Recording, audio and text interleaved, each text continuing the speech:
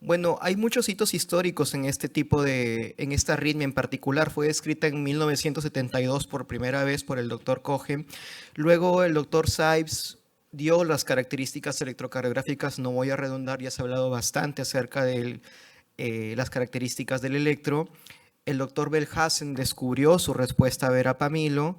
Posteriormente se ha visto que hay varios tipos y se ha perfeccionado la técnica de ablación, sobre todo por los doctores Liu y Nogami ya hace bastantes años. Entonces, ese es el sistema eléctrico de conducción normal en un corazón y ahí hemos graficado unas fibras anormales de Purkinje que están muy pegaditas al costado del fascículo posterior. Si colocamos ahí un catéter multipolar como un decapolar, vamos a darnos cuenta que ahí se va a registrar la actividad eléctrica o el circuito crítico de este tipo de taquicardias. Inicia una despolarización de forma descendente a través de estas fibras anormales y se va dibujando en el decapolar esos registros, unos potenciales no tan rápidos, pero que van en un sentido de proximal a distal. Y posteriormente está la salida de la TV, que es casi apical, y el impulso eléctrico regresa por el sistema de conducción normal, dando esta morfología, generando lo que describió Nogami hace ya bastantes años como potencial de Purkinje 1 y potencial de Purkinje 2 por su disposición durante los episodios de taquicardia. Vean que el potencial de Purkinje 2 pues, es un potencial de Purkinje sano, normal, ¿no? A diferencia del Purkinje 1. Y P1, que es este potencial de Purkinje normal, es bastante sensible a verapamilo. De ahí que esta taquicardia pues tenga esta respuesta farmacológica muy buena, tanto en el agudo como en el crónico. Hay varios tipos, no solamente el fascículo posterior está involucrado, es más del 90%, sí, pero también puede estar involucrado el fascículo anterior, dando un patrón electrocardiográfico con un bloqueo de rama derecha, pero con cambio significativo en el eje. Y ambos tipos de fasciculares, tanto posterior como anterior, pueden estar relacionadas al músculo papilar, dando un poquito más de batalla durante el procedimiento de la ablación. Pero también tenemos una fascicular septal alta y un fascículo medio que también pudiera estar involucrado en algunos pacientes y en algunas oportunidades se ha reportado luego de un primer procedimiento de ablación de una fascicular posterior.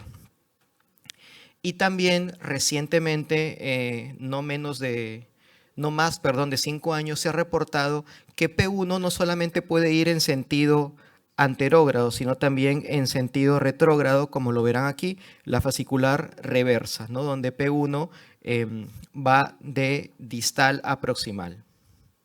Entonces, esos son los tipos fundamentales de taquicardias ventriculares fasciculares y ese es el electrocardiograma característico.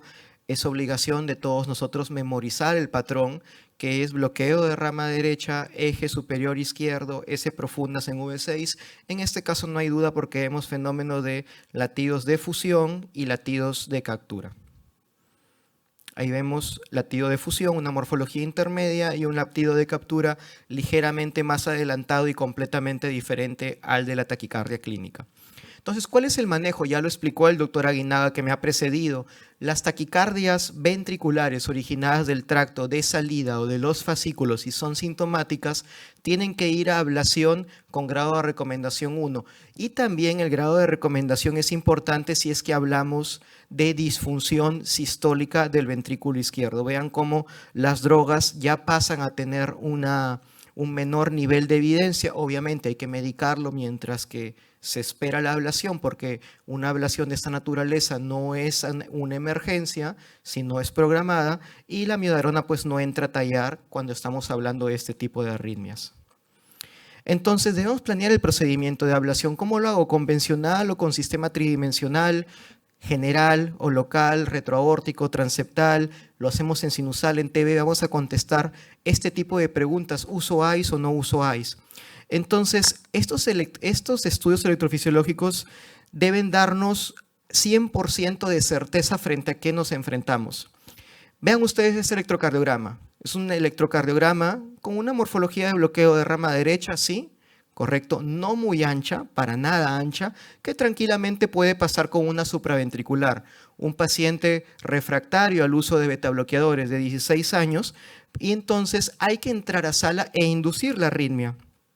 Y aquí vemos cómo aquí el catéter decapolar está colocado en el seno coronario, que es una estructura que permite estimular la aurícula. Vemos cómo estimulando desde la aurícula logramos producir o generar la taquicardia clínica. Vean cómo hay más complejos QRS que ondas P, en este caso representadas a través de la actividad auricular del seno coronario. Entonces, la inducción de la aurícula, desde la aurícula, mejor dicho, es un primer paso para hacer el diagnóstico de este tipo de taquicardias. Esta fue una septal alta que hicimos con el doctor Mendoza hace ya algunos meses. Luego hay que buscar P1. Hemos visto que P1 es parte del circuito crítico de esta taquicardia, pero muchas veces no vamos a darnos cuenta de la presencia o no vamos a descubrir a P1 durante el procedimiento. Se observa aproximadamente en 1/3 de los casos, porque en realidad no se sabe dónde se inserta proximalmente. Sabemos que está por aquí, cerquita del fascículo posterior, y hay que ponernos a buscar. Y para ponernos a buscar hay que considerar que influye mucho el tamaño de los electrodos del catéter. Ven aquí, catéter de ablación, punta de 4 milímetros o 3.5 milímetros, está prácticamente al costadito del decapolar, cuyos electrodos son mucho más chiquitos. Pero P1 se ve en el catéter decapolar, aquí lo vemos, pero no se ve en el de ablación. Entonces, el tamaño de los electrodos influye. Muchas veces, aunque actualmente se pudiera hacer la ablación sin necesidad de colocar un decapolar, pero si quisiéramos ver a P1, tendríamos que colocar un catéter multipolar adosado al septum interventricular, como en este caso. Entonces, punta de los electrodos o el tamaño de los electrodos influye. Aquí en este artículo del doctor Liu vemos cómo él sí ve fácilmente P1 y P2, ¿correcto? Fibras anormales de Purkinje y el fascículo posterior en este sentido. ¿Qué usó el doctor Liu para darse cuenta de esto? La presencia de un catéter multipolar adosado al septum interventricular. En este mismo estudio, cuando se va ahí con el catéter de ablación, que es el Smart Touch, no encontraron a P1. No significa que no esté, sino que no se puede ver cuando la punta es más grande. Entonces, lo que tenemos que hacer, si no encontramos P1, es ir a buscar P2, el fascículo posterior, ¿no? Que son esos potenciales de Purkinje que estamos acostumbrados a ver en el día a día.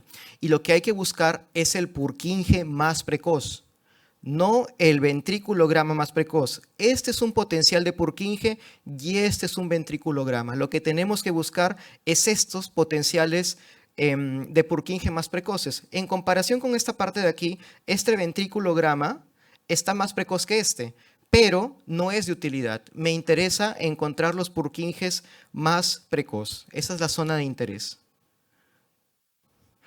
Y pues con los sistemas actuales, esta es una reconstrucción con sistema Carto, podemos hacer una bonita reconstrucción de todo el ventrículo izquierdo, ¿no? Esta fue una niña de 9 años, dándonos cuenta que la salida de la taquicardia, como mostré en el caso anterior, se encuentra casi en el ápice. Ya sabemos esta escala de colores, la hemos explicado, ese es un mapa de propagación. Pero vean cómo a nivel apical hay potencial de ventrículo precoz, ya lo mencioné, el electrocardiograma ve el registro eléctrico en la piel, en la superficie corporal, y desde el corazón hasta que llegue a la piel el registro pasa una determinada cantidad de milisegundos. Localmente vamos a ganarle si yo meto un catéter en esa posición, pero aquí hay un ventrículo precoz pero sin potencial de Purkinje, ¿correcto? A nivel distal en este caso.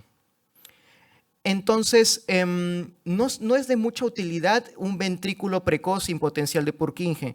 Aquí les quiero mostrar, por ejemplo, en estos dos registros que hay potencial de Purkinje de distintas precocidades, 30 y 18, y cuando yo hago maniobra de pace mapping, ¿qué es el pace mapping? Comenzar a estimular para ver si el QRS que genero es idéntico al de la taquicardia. Esa es la intención. Entonces, si es idéntico, pues estoy en la zona que es interesante en muchos casos, ¿no? Como en las CBPs. En este artículo del doctor Nogami, ellos aplican radiofrecuencia en la parte distal, porque aquí tenían un pace mapping muy idéntico al de la taquicardia. Pero ¿qué pasa? Luego se ven obligados a reconstruir otra línea de ablación más proximal. Porque una cosa es por dónde sale la taquicardia, en este caso, y otra cosa es cuáles son las partes críticas del circuito. Por aquí sale, pero el circuito P1, P2 está en el septo medio. Entonces, a veces tenemos que, si la taquicardia no se induce, como cuando usamos anestesia general en niños, tratar de reconstruir el recorrido de los fascículos en ritmo sinusal. Aquí vean cómo hay un potencial de Purkinje estando el paciente en ritmo sinusal, pues, y nuestros CAS nos ayudan a marcar el recorrido del fascículo posterior, fascículo medio o fascículo anterior. Siempre de mucha utilidad marcar el GIS izquierdo para ver qué tan seguros nos encontramos al momento de aplicar radiofrecuencia. Y también vamos a encontrar señales fragmentadas. Esto no es lo usual, pero miren aquí cómo hay un potencial anormal a nivel del septo interventricular medio. Esto es de un paciente de 54 años. Esto lo vamos a observar en el 30% de los casos. Y debemos hacer una línea de ablación en las partes críticas del circuito mucho más proximal que el sitio de salida. Aquí está nuestra línea que creamos en este caso en esta niña de 9 años y acá está la parte distal. Y justamente esta línea que creamos debemos hacerla a nivel de los potenciales de Purkinje. Afortunadamente en este caso pudimos hacer un mapa en simultáneo tanto del ritmo sinusal como de la TV porque era fácilmente inducible.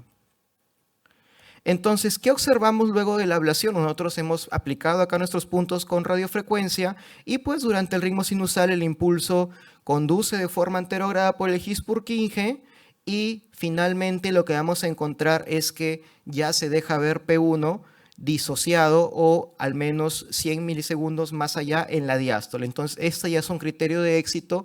Obviamente, la no inducibilidad también es un criterio de éxito. Vean este caso, ya también habló el doctor Aguinaga, la importancia de hacer ablación en pacientes con taquicardiopatía, una pequeña de 2 años, apenas 10 kilogramos, un compromiso severo de la función cardíaca, está en taquicardia durante el eco y pues el electrocardiograma característico, no vamos a redundar en esto, se hizo un abordaje transeptal muy difícil ir por retroórtico con esta nena de 10 kilos apenas, con un 8 French y retroórtico tiene sus limitantes y decidimos hacerle transeptal, le aplicamos una línea de ablación en el septo medio y afortunadamente a las 3 semanas vean cómo la fracción se recupera. Es cierto, por aquí se ve una secuelita de la aplicación de radiofrecuencia en el septum, pero esto no ha generado mayores, ya han pasado, no ha pasado a mayores, han pasado 3 años y la niña está espectacular. Hay más, día a día se publica más acerca de la taquicardia ventricular fascicular. Es un artículo de Europeis 2023 en donde todo lo que expliqué es el abordaje tradicional e ir a ablacionar el fascículo posterior, pero en este artículo proponen hacer una ablación un poquito más racionalizada en la presencia o en el lugar donde hay presencia de potenciales de Purkinje anormal y pues que han demostrado, y este es un abordaje tradicional, no crear una línea. No, la desventaja de crear una línea es que muchas veces podemos crear un hemibloqueo posterior izquierdo, pero bueno, eso no suele generar mayor repercusión. En este artículo pues se ha demostrado que tanto el abordaje de potenciales fragmentados como el abordaje tradicional son efectivos para el tratamiento de esta taquicardia, pero el abordaje de potenciales fragmentados requiere una menor cantidad de puntos de radiofrecuencia y la probabilidad de que tenga hemibloqueo es muy, muy baja. Ambos tienen excelente tasa de supervivencia libres de TB. La presencia de falsos tendones también está relacionada. Este es un artículo también del doctor Liu, en donde escribe 3 tipos de falsos tendones relacionados a esta arritmia. En este artículo, 26 casos tratados con ICE, 100% tenían falsos tendones y pudieron ver a P1 con catéteres multipolares en 85% de los casos. ¿Y qué creen? Todas las veces que registraron a P1 estaban en el falso tendón. Entonces, la visualización con ICE pudiera mejorar la tasa de éxito. Estos son algunos casos que hemos realizado. Vean cómo aquí hay un falso tendón, la niña de 9 años. Aquí hay otro paciente en la fascicular media, otro falso tendón. Y aquí hay un caso de un niñito con taquicardiopatía, el ventrículo dilatado. Y aquí hay la presencia de otro falso tendón. Entonces, creemos que el ICE es de mucha utilidad para hacer el abordaje de este tipo de taquicardias. Y no solamente nos permite ver falsos tendones, sino nos permite ver el adecuado apoyo del catéter a nivel del septum interventricular, abordaje transeptal, abordaje retroórtico para poder aplicar radiofrecuencia de forma segura y ver en tiempo real la formación de la lesión.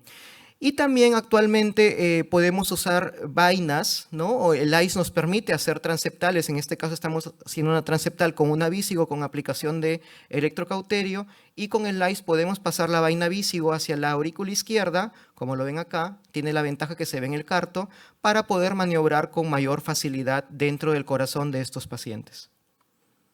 Ahora, muy bien, ¿qué pasa si no tengo carto, si no tengo el ICE, si no tengo un sistema MPO 3D? Estamos en Perú y es la realidad. No todos los centros tienen este tipo de tecnología, pero a veces hay que hacer.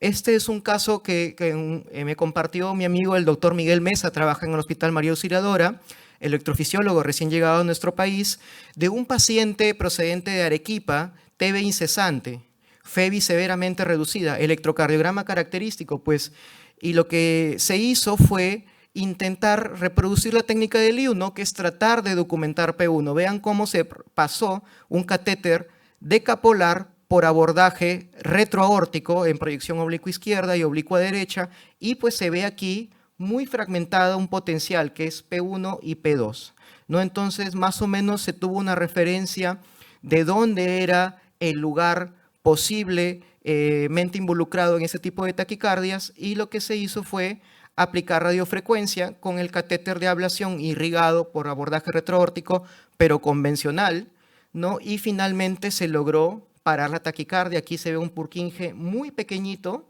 a nivel distal de este catéter, se deja ver mejor en la parte proximal, se logró parar la taquicardia.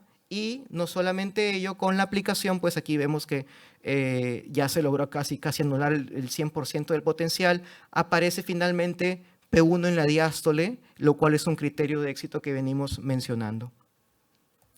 Finalmente, hay que decir que la taquicardia ventricular idiopática es una de las arritmias más frecuentes de los pacientes que ingresan a la emergencia. Tengamos a la mano siempre verapamilo, ¿no? Hay que sospecharla cuando no responden a adenosina. Hay mucha evidencia que avala el hacer la ablación como tratamiento de primera línea en estos pacientes. No vamos a darle verapamilo por oral toda la vida, sobre todo si hay taquicardiomopatía de por medio que no deja usar este fármaco, y bueno, sobre todo si son niños, ¿no? Hay muchas técnicas y herramientas que han mejorado con el pasar de los tiempos, pero bueno, en nuestra realidad peruana quizás sea necesario muchas veces hacer un abordaje convencional, ¿no? Es más fácil ver a P1 con catéteres multipolares, ¿no? Y es válido el abordaje retroaórtico como transeptal. Y también, si es que no se induce durante el procedimiento, también se puede hacer la línea de radiofrecuencia a nivel del fascículo posterior. Por lo tanto, es una ablación que es válida hacerla tanto en sinusal como en TB. Y esto pues lo que ya mencioné, ¿no? Muchas gracias.